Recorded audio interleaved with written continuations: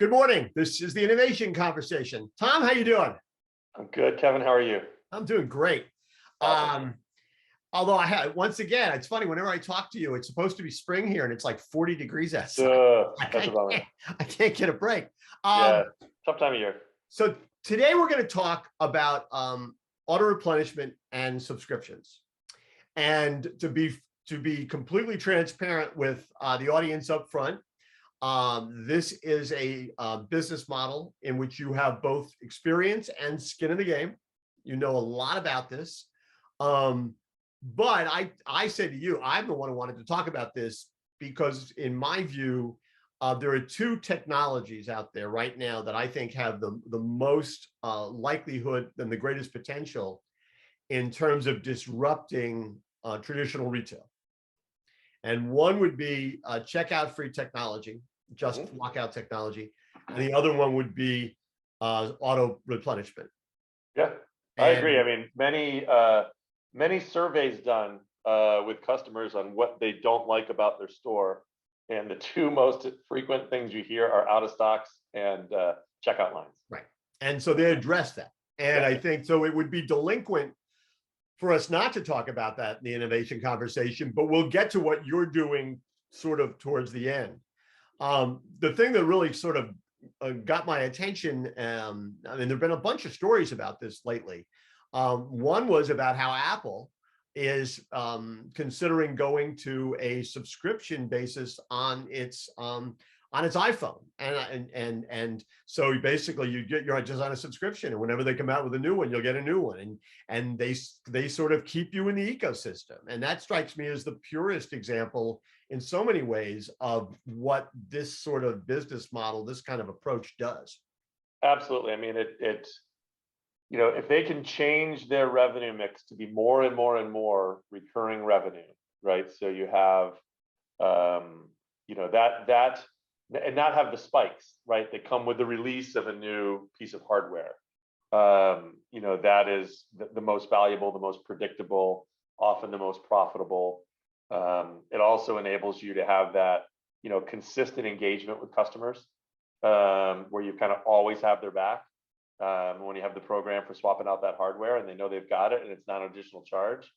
It's a beautiful thing. Yeah.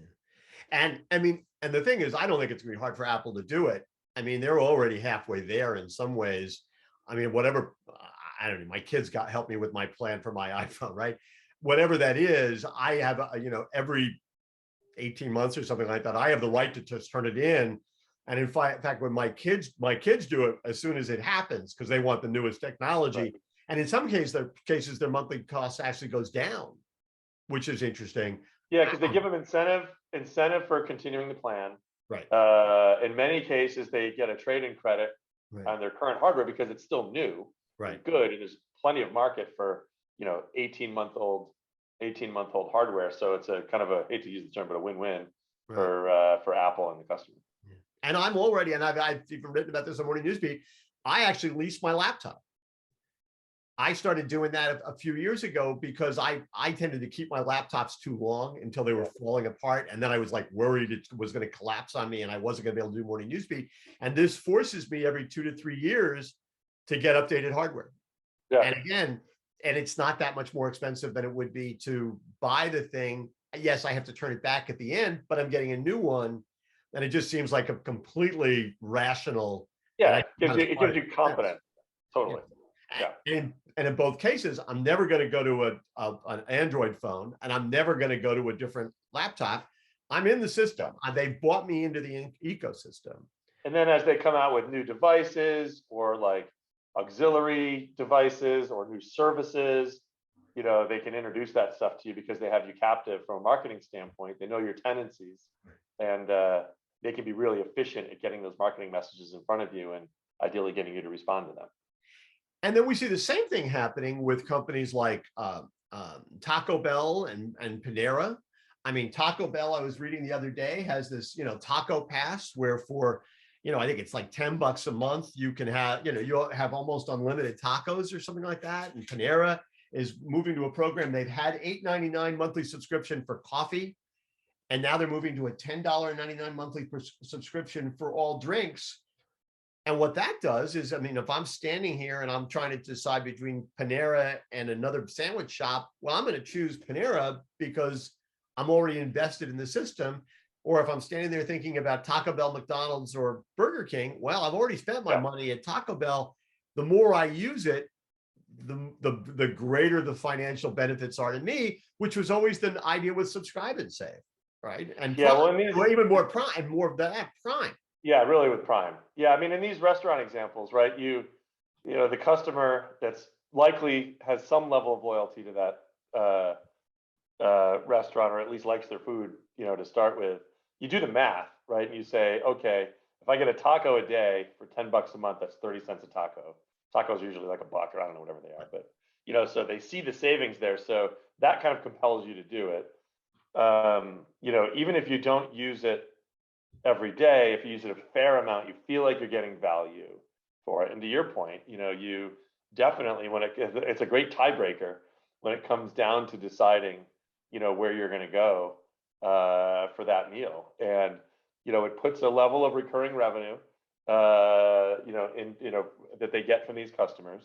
You know, in these cases, it's not going to like, it's not, you know, the level of which like an Amazon Prime and $140 a year. Well, I guess $10 a month is 120 a year, but you know, it's a reasonable amount of revenue, but it just creates that platform, that dialogue to have that ongoing, you know, conversation with the customer, and there's a lot of value in that. You know, it's interesting as you're talking, I'm sitting here and we, you know, God knows we've covered all the Starbucks issues on Morning Newsbeat, right, for the last few weeks. You know, in so many ways, their app, right, was a sort of a great decision maker, right? If you had the Starbucks app on your phone and you had a choice between that and another coffee shop, well, I can order it from here. It's going to be there. You know, it smoothed out the payment taken care of, yeah. Right? Which is sort of halfway to a subscription. Yeah. I wonder if we'll see a Starbucks, if they're trying to figure out ways to bolster usage. Yeah. Will they figure out a way to say, hey, listen, here's the monthly subscription price for which you can have 2, 3, 5, 7, whatever it happens to be, numbers of cups of coffee a month or a week. Yeah, I could see them doing that. I mean, and they'll have all the data around how effective the current app is at, you know, acting kind of subscription-like and whatnot. And I'm sure they could configure a program that's pretty compelling. Well, you were mentioning with the Panera deal, like this is not just a cup of coffee per day. It's like every 2 hours, right? You could have, not that you're gonna, you know, but I mean, you know, you could, if you have a Panera nearby, or you like to stop in there to do work now and then, like, you know, it's a pretty good deal. Yes.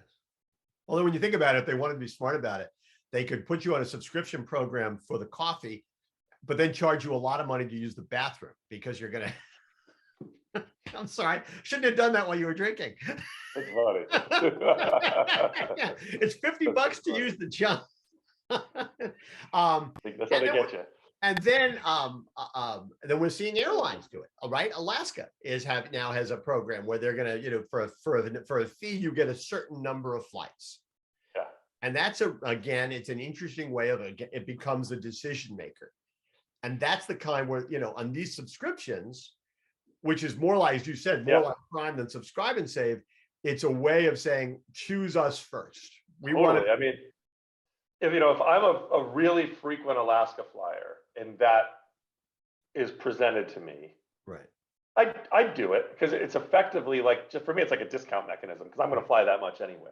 Right. But then all those flyers that might fly 2, 3 times a year, right? What if they get, you know, I mean, you know, you get them flying, right, you know, this more times per year. It's a big deal. Yeah. You know, it's a, you know, potentially a big, you know, just getting them engaged and getting more usage. Yeah. I think it's pretty awesome. Yeah. But the interesting thing is, at least I'm not aware, when you started thinking about traditional grocers out there, right? The people, you know, who are largely watching this video, I'm not aware of anybody who has gotten into this business of trying to develop. I mean, everybody has loyalty programs. Yeah. Most companies have loyalty programs that are basically technologically driven, discount, you know, coupon programs. They're not doing anything interesting like this kind of stuff. I mean, it strikes me as an enormous opportunity. And then when you start to overlay that or with a automatic replenishment program, similar to what Subscribe and Save is for Amazon, it becomes enormously powerful in terms of capturing and keeping the customer. Absolutely. I think if you think, loyalty programs in general, you're right. The vast majority of them are just a, technical way to convey a discount. Right. Some are getting better with giving you, maybe more personalized pricing or promotions or, other benefits. So they're, or fuel benefits or whatnot. So I think that there's, some probably, loyalty benefit or, annuity type benefit in there. A lot of retailers have gone to a delivery subscription, right, for their e-commerce businesses, right? So I'll pay $10 a month and, I can have unlimited deliveries, on orders over $35, or something like that. So, that's kind of a little bit of a hint at like a Prime-like experience. But we've always felt that the real big breakthrough, while all of that stuff is important and they can all, those programs can work together, to us, auto replenishment is the big unlock. Right. When you look at the purchase profile of most customers, of most of your viewership, right, the majority of their basket is predictable and repeats. Right.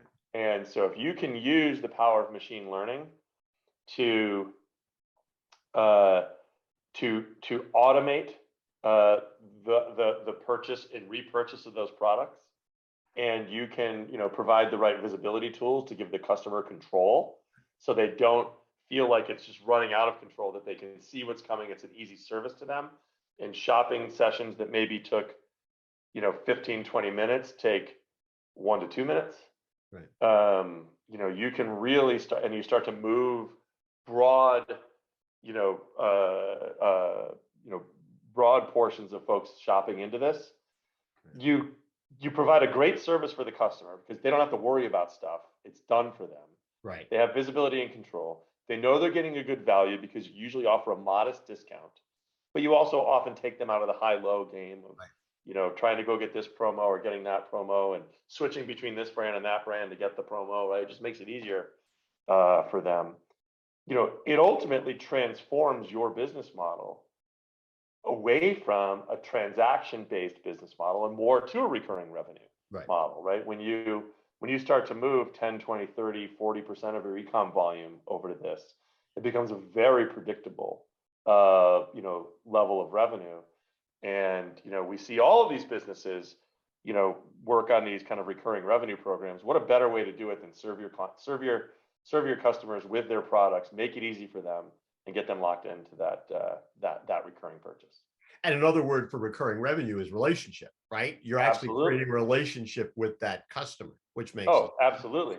It's a relationship in which you know so much about them because you see the range of products they buy. So you learn a lot about how their household is made up. You see the frequency at which they buy, right? So you learn a lot about, with their consumption patterns and whatnot. And based on that information, you can actually enhance your offering for that customer further. Right.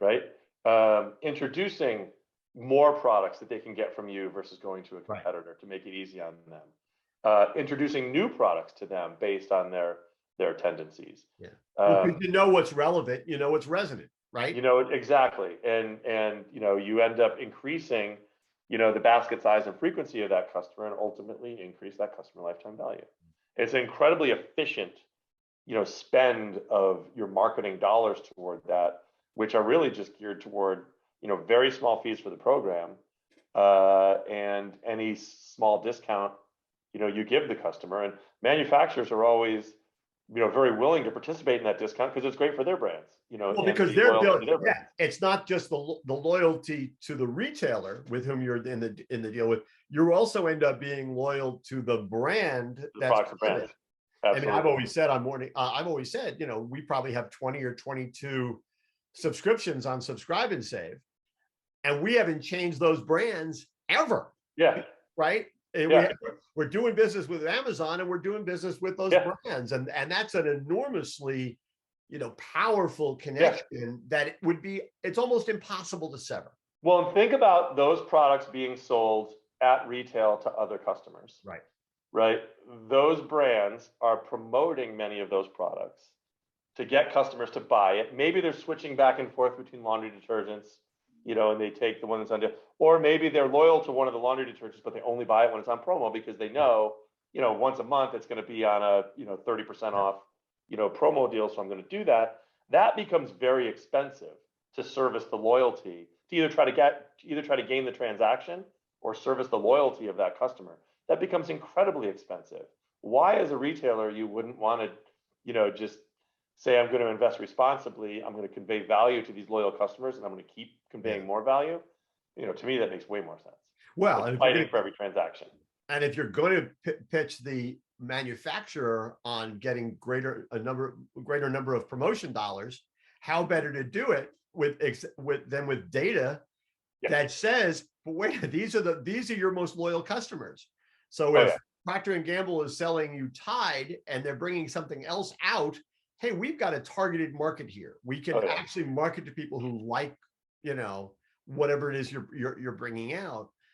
Now, my assumption has always been that that the products, and mostly because this is how I do it through Subscribe and Save, is that virtually every product we buy there is undifferentiated in the sense that it's all brand and it's all stuff that everybody sells. Right? When you guys, and we should say the name of your other company, you're Replenishment, which we've sort of buried the lead, which is that you led the team that created Subscribe and Save at Amazon. And then when you and the team left Amazon, you then went out and created Replenishment, which is, my shorthand bigger and better. It's Subscribe and Save for everybody else, but bigger and better. Yes. Yeah, bigger and better. A lot more machine learning, a lot more tools, and it allows you to apply it to full baskets. Right. Subscribe and Save, you have 20 some odd items on Subscribe and Save. It's it works well, but you really could have 40 or 50 items on auto replen because that's the scale of items and the frequency at which many folks would be buying from these call it grocery, mass, and chain drug retailers. Yeah. So my question is going to be, to what extent are when you look at companies with which you're doing business now, to what percent are the sales or a percentage of the sales in rough numbers, differentiated items, which is to say, produce or meat or seafood or bakery, things that are not packaged products. Yeah. Do you find that that behavior extends to those categories beyond just CPG products? Far more than we expected. Really? Traditional branded products, they tend to be the ones folks, first gravitate to because they're trained on traditional subscription from Amazon. But then that quickly extends to private brands, right? Which you can't get via Amazon, right? So, it's a great way for a retailer to, to build loyalty to their private brands. And then, we saw customers asking for perimeter departments. Right. And when we started lighting up perimeter departments at the first couple of retailers, that we've launched, lots of uptake, in those areas. And so stuff that's purchased weekly or every couple of weeks, a lot of that stuff goes on auto replen. Like fresh bread, bananas, things like bread, that. Bananas. Yeah, absolutely. Any of that stuff. And random weight, if it's an each, that's easy. Right. If it's random weight, they'll say, I want a pound of, whatever, a pound of bologna every, 2 weeks. And, a pound of bologna is easy. Say if it's a pound, if it's a weight of produce or a weight of meat, that doesn't come in exact. The system actually, if you want 2 pounds of steak and you get 1.8 pounds of steak, you've really replenished that steak need. Right. So you don't really need, 2 ounces or whatever, or 0.2, and it works really well. Customers love it. And it basically just puts a bunch of their shopping on autopilot. They can see it. It's inspiring to them because they know, oh, I've got more steaks coming next week. This is cool. And I want to add to it, or I want to, add these ingredients or whatever. It's to the basket. Yeah. Well, it's interesting. I mean, because around here, like Monday nights are always bacon cheeseburger nights, right? Ooh, So if I knew that, okay, so I'm always going to need every Monday? pretty much every Monday night. Wow. All right. Bacon, why? Is that unusual? Just feels like a lot of saturated fats. Every Monday, yeah. It's what can I tell you? It probably is. It explains my blood pressure or my cholesterol or something. Anyway, Sounds great. oh no, it is great. It's great, and less so during the winter. I should say less so during the winter than during the summer, because in the summer I can sit outside Right. and have a Tito's while I'm cooking. Yeah, well, it's so much better for you. That's a much better experience. But if I could say, listen, I'm going to need 2 pounds of ground Yeah. beef, lean ground beef. Oh, there you go. Half a pound of bacon, rolls, tomato, Yeah. onions, whatever. That suddenly, if I know it's going to be, and by the way, if I decide to be healthier, I could do it every other Monday night. I could still have it delivered, and that's absolutely. Well, meal, we are finding that like meal inspiration is really cool. So that would be a great example. Taco night, right? Stuff like that. Wine club. Like there's all kinds of. Once you have this capability, you can do wine club. You can do produce baskets. You can do butcher baskets. There's the merchandise, the potential merchandising programs having this core capability unlocked is pretty ridiculous, and you're rewarding all those customers with these great solutions that are loyal to you. Yeah. And we had the story on Morning News Beat last week. You guys actually worked with Kantar to come out with did a little study specifically of Amazon Prime members. And I thought it was interesting that 1 in 4 Prime members that were surveyed were using Subscribe and Save. They were using automatic replenishment. That's a huge number. Yeah. Right. It's a big program. I mean, it represents probably 40% of their CPG business. It's a big number inside Amazon. So you're talking about tens of billions in sales in there. So it does take that many customers to drive that. So one of the things when I've talked about, and I think, I've been talking about Subscribe and Save for a long time. I was talking about Subscribe and Save as something that retailers ought to consider doing. I think while you were still even at Amazon doing Subscribe and Save. I mean, I can remember, the light bulb went on over my head.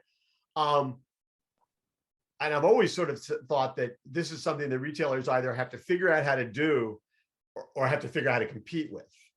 But I mean, you are actually, you're making real strides right now. And this is the semi-commercial, I suppose, part of this message, but I think it's important to again, to be transparent about it. You're making strides in terms of retailers picking up on Replenishment and going to automatic replenishment. Absolutely. The business we built at Amazon, right, and the size that it's become, the Subscribe and Save portion of that, depending quite on how you measure the size of the market, it's somewhere between like 2.5% and 4.5% of all CPG volume in the US goes through Amazon Subscribe and Save. It's a very high number. Which it's makes kind of a silent killer. Which makes it what, like already by itself, a top 10, top 12? I would imagine. Yeah. I mean, I would imagine. So it's one of those things that it's kind of a silent killer because it's eroded your center store volume over time. And, you might see a little bit of softness and be wondering, what happened there? But, it's not like there's Amazon stores, there will be, but it's not like there's Amazon stores, Subscribe and Save stores popping up all around you so you can see your customers going to the competitors and leaving with these products, right? It's eroded it. We've always felt that the opportunity is even way bigger than that, though, that so much of your volume, you can serve your customer so much better through this capability, that you can start talking about, any retailer could be talking about 20, 30, 40, 50, 60% of your e-com volume, going through this capability and turning it into that recurring revenue. It's an amazing service for folks, and it's great for the retailer. So we've been at it. We've been building it for a number of years. It's out in the market now. We've done a press release with Albertsons. We're with other grocers that aren't released yet. We're with one of the big 3 chain drug that's not released yet as well. So, in all of these retailers are very aligned in how they see the potential scale of this program, and have been really thrilled, by the initial data that's been produced in the pilots. And now as we're beginning to scale, the yield that they're going to be getting off the program. It's pretty awesome. I mean, it is, I've always thought it's a huge opportunity. And as I said at the beginning, I thought it was important, even though it's something in which you have a vested interest, it was important to talk about because it is one of the to me, one of the two big game changers out there. Well, I hope it realizes its potential, but I'm pretty bullish that it will. Yeah. All right. Well, that is it for this edition of the Innovation Conversation. Tom, as always, thanks. I'll see you in 2 weeks. Thank you, Kevin. I look forward to that. And hey, safe travels to you upcoming. Take care. See ya. You too.